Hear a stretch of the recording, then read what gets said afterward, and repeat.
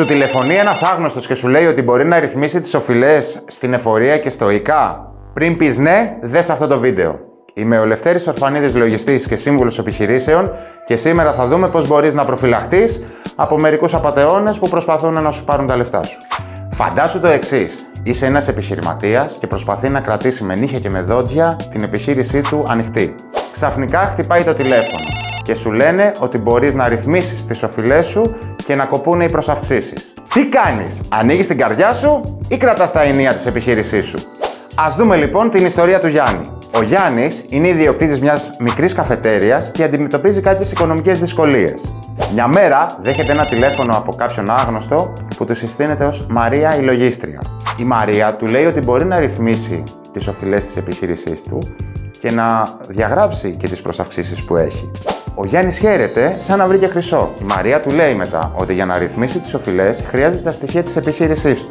Και κάπως έτσι ξεκινάει να ζητάει κωδικούς TaxisNet και σιγά σιγά τον πηγαίνει, τον κατευθύνει για να της δώσει τους κωδικούς του e-banking. Του λέει ότι είναι μια τυπική διαδικασία και θα τακτοποιηθεί άμεσα. Ευτυχώς ο Γιάννης ήταν καχύποπτος και πήρε τηλέφωνο τον λογιστή του. Ο λογιστής του τον ειδοποίησε ότι πρόκειται για απάτη και δεν χρειάζεται να δώσει όλα αυτά τα στοιχεία που του ζητήσαμε. Και εδώ που τα λέμε, ευτυχώς που δεν τα έδωσε γιατί θα έχει χάσει όλα τα χρήματα της εταιρείας του. Πώς λειτουργεί η απάτη με τη ρύθμιση οφειλών? Οι απατεώνες γνωρίζουν ότι αρκετοί επιχειρηματίες έχουν οφειλές και φοβούνται.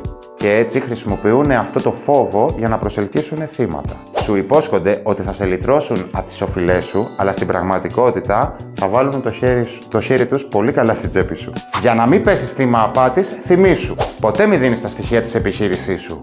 Κωδικούς e-banking, κωδικούς TaxisNet. Κανένας φορέας δεν θα σου ζητήσει τα στοιχεία σου.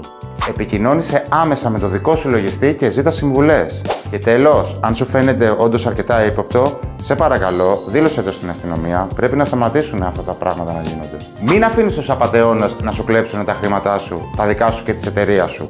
Να είσαι πάντα επιφυλακτικός και να θυμάσαι. Η καλύτερη άμυνα είναι η επαγγελματική συμβουλή και ο σωστός έλεγχος των οικονομικών σου. Subscribe και follow για περισσότερα λογιστικά hacks.